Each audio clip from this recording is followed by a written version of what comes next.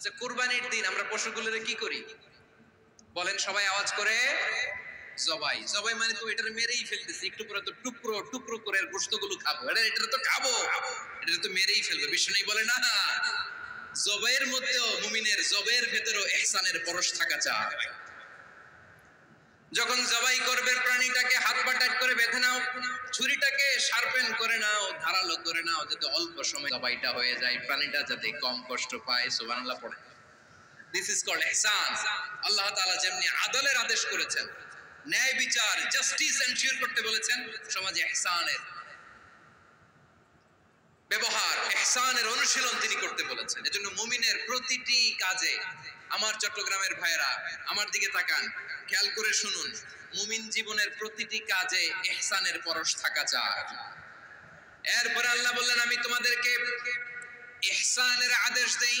ইন্নাল্লাহা ইয়া'মুরু বিল আদলি ওয়াল ইহসান। আমি তোমাদেরকে যেমনি আদলের নির্দেশনা দেই, তেমনি ভাবে তোমাদেরকে ইহসানের নির্দেশনা দেই। ইহসান, আওয়াজ করে সবাই বলেন তো ইহসান। ইহসান মানে কারো প্রতি সফট হার্টেড হওয়া, মহানুভব হওয়া, অনুগ্রহ পরায়ণ হওয়া, অনুগ্রহশীল হওয়া, একে অপরের প্রতি দয়াদ্র হওয়া।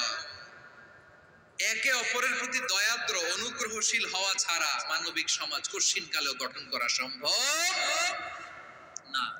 প্রিয় ভাইরা, সুন্দর আচরণ দিয়ে, ইহসান দিয়ে যা জয় করা যায়, নরম আচরণ দিয়ে যেটা অর্জন করা যায়, কঠোরতা দিয়ে সেটা পারা যায় না।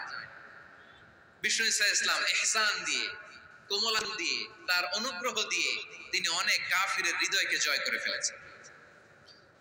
সাইয়েদনা সুমামা ইবনে উসাল রাদিয়াল্লাহু তাআলা আনহুর কথা মনে পড়ে যায়।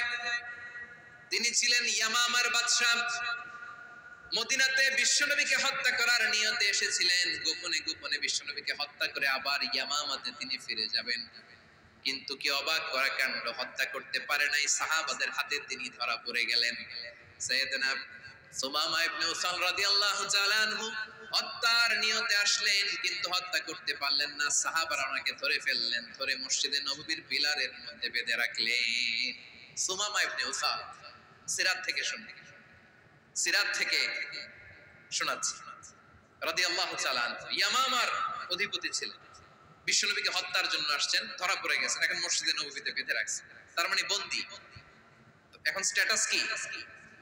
বন্দী, ক্যাপটিভ। তো বিষ্ণু ইসলাম সাহাবাদেরকে বললেন, তার খোঁজ খবর নিও, সুমামা ইবনে উসালের খোঁজ খবর নিও। সাহাবারা বলেন, ইয়া রাসূলুল্লাহ, আপনাকে হত্যা করতে এসেছে, তার তো কঠিন ক্যাপিটাল পানিশমেন্ট হওয়া দরকার, কঠিন শাস্তি হওয়া দরকার। বিষ্ণু বললেন, না, আমি যেটা জানি তোমরা সেটা জানো না, তোমরা সুমামার সাথে ভালো আচরণ করো। বিশ্বনবী সুমামার কাছে গেলেন। প্রথম দিন যে তিনি কালেমার দাওয়াত দিলেন, ইমানের দাওয়াত দিলেন, ইসলামের দাওয়াত দিলেন, রিসালাতের দাওয়াত দিলেন, আখিরাতের দাওয়াত দিলেন। পরের দিন যে বিশ্বনবী সালাতের দাওয়াত দিলেন, যাকাতের দাওয়াত দিলেন, ইসলাম কি, কিভাবে, কেমন করে পালন করতে হয় চমৎকার আর্টিকুলেট করতে শুরু করলেন। তন্ময় হয়ে সুমামা ইবনে উসাল রাদিয়াল্লাহু তাআলা আনহু বিশ্বনবীর কথাগুলো শুনতে আরম্ভ করলো। একদিন নয়, দুই দিন নয়, টানা 3 দিন বিশ্বনবী সুমামার কাছে ইসলামকে প্রেজেন্ট করেছেন, উপস্থাপন করেছেন। আওয়াজ করে বলেন, কয় দিন? 3 দিন। 3 দিন মসজিদে নববীতে বাঁধা। খবর নিও, তোমরা যে রুটি বানাও এর মধ্যে সবচেয়ে ভালো আটার রুটিটা তারে দিও, সবচেয়ে রিফাইন্ড খেজুর, যেটা পিওর খেজুর, এটা তারে দিও। আর বিশ্বনবী নিজের উট থেকে দুধ দহন করে ওনার বাড়ির এক কর্মচারীকে বলেছেন, দুধ দহন করে সুমামার জন্য নিয়েছে। সুবহানাল্লাহ পড়বেন না?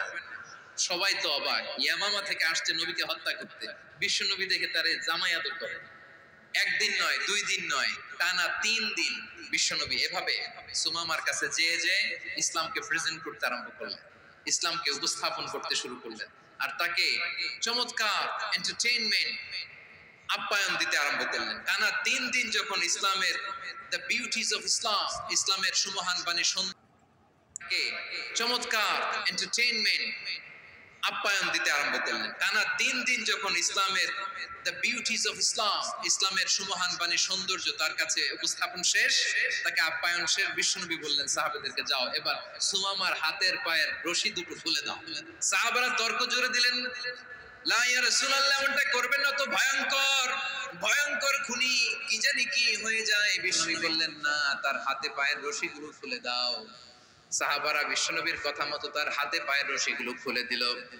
সুমামা মুহূর্তের মধ্যে মসজিদে নববী থেকে বের হয় ইয়ামামায় ফিরে না যে মসজিদে নববীর পাশে একটা খেজুর বাগান ছিল, সেখানে চলে গেলেন।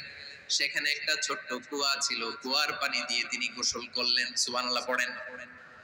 কুয়ার পানি দিয়ে গোসল করে মসজিদে নববীর সামনে এসে বিশ্বনবী এবং সাহাবাদের সামনে দাঁড়িয়ে সাব্বাবা উঁচু করে বললেন, আশহাদু আল্লা ইলাহা ইল্লাল্লাহ ওয়া আশহাদু আন্না মুহাম্মাদান আবদুহু ওয়া রাসূলুহু।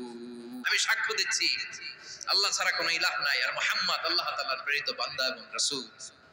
প্রিয় ভাইয়েরা, ইহসান দিয়ে যা জয় করা যায়, কঠোরতা দিয়ে সেটা কুশ্চিনকালেও জয় করা যায় না। আওয়াজ করে বলেন ঠিক কি না?